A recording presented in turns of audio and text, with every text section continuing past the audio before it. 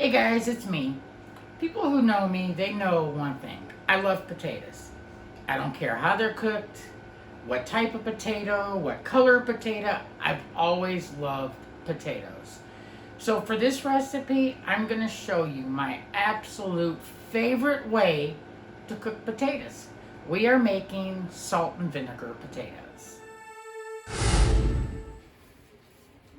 Oh, I am actually going to use fingerling potatoes, even though they feel a bit big to be true fingerling. But either way, you want, for this recipe, kind of a small potato, nothing too large. So I've got 2 liters of water boiling in my pot on my stovetop.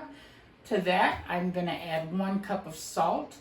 So I'm going to go ahead and give these a quick wash.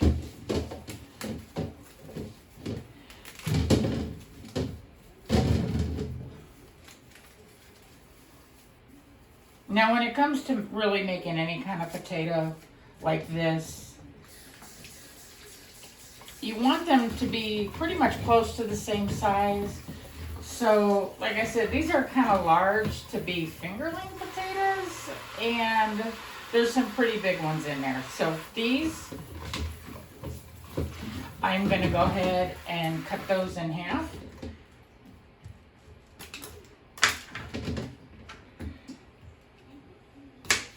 Just so everything's more of the same size.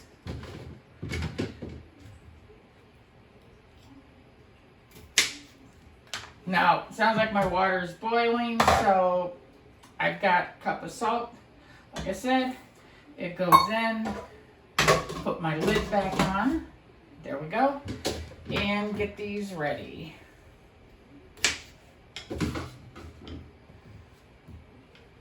Now, you just really want them to be as close to the same size as possible, because then I am going to go ahead and add these to my water, and I'm going to boil them until they start getting tender.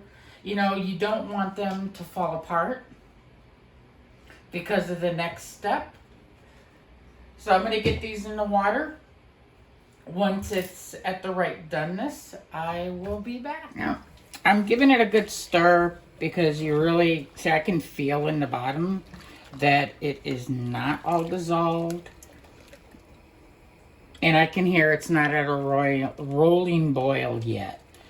So I'm going to give these a few more minutes before I add my potatoes.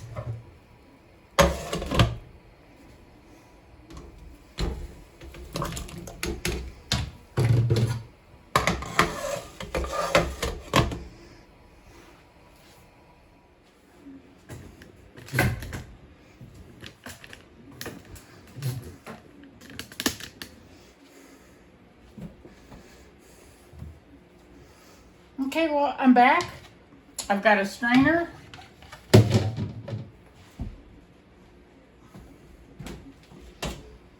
My potatoes are soft, but they're not mush. So I'm gonna go ahead and strain these.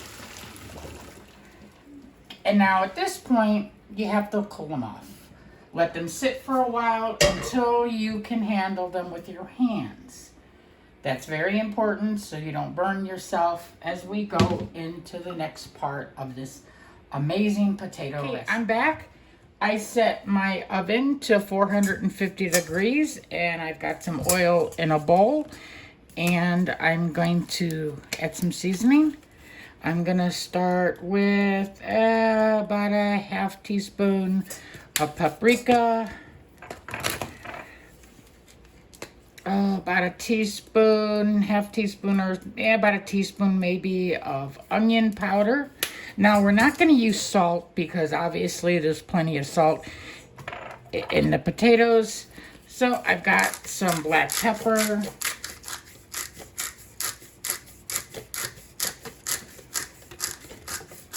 Really, this part, it's whatever you really like on your potatoes. Yeah, about a half a teaspoon of black pepper. And then garlic powder.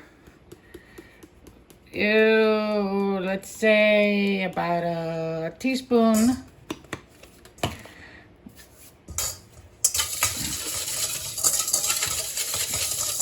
Give it a little bit of a mix. Now this is really where, however you enjoy roasted potatoes, which is basically what we're gonna do next. You season it up. Rosemary is good in this. You know, lemon would be great. So I'm gonna put this up here.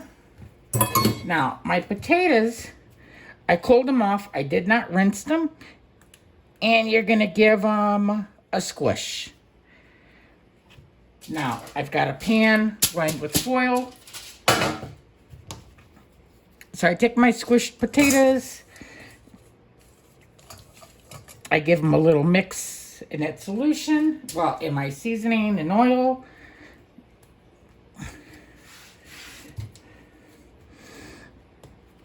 And I'll do that to the rest of my potatoes once they're all done. And my oven is set to 450 degrees.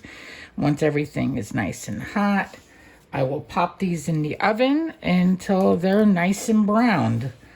I can't really say how long that's going to be. It depends on how big your potatoes are, your oven settings, how far you let these cool down. These are actually easy to handle. They're at room temperature. Now, if you try mashing them when they're still hot, they're just going to mush, especially if you overcook them, which you don't want to do. This is such an easy, amazing recipe. Get the rest of these up here. I think I had... Is that all of them? Nope. There's a few more.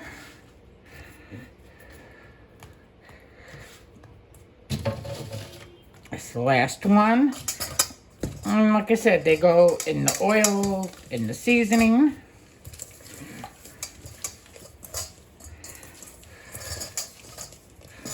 You could use cayenne pepper. I mean, really, there's no limit. I mean, this is a great generalized recipe.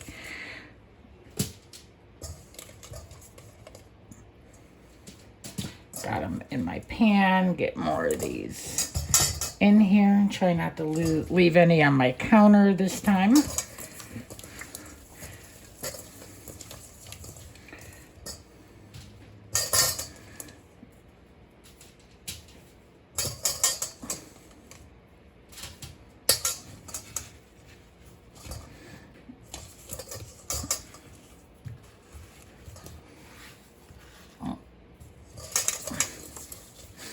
And it seems like I have just enough in there. Awesome. So I will arrange these on my pan here. Make sure I don't forget any. It's better if they're not touching each other, if everything has, you know, its own room for browning. Now for me, I'm going to really tell by how it smells. You know, once it starts getting kind of that roasted potato flavor, I'll go ahead and flip them over and I will be back.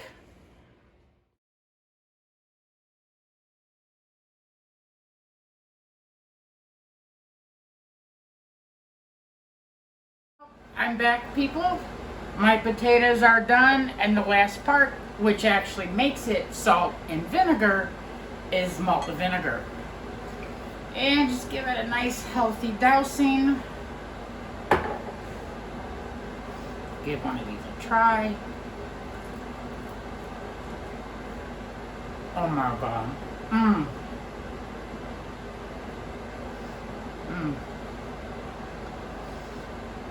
Trust me, you guys have got to try this.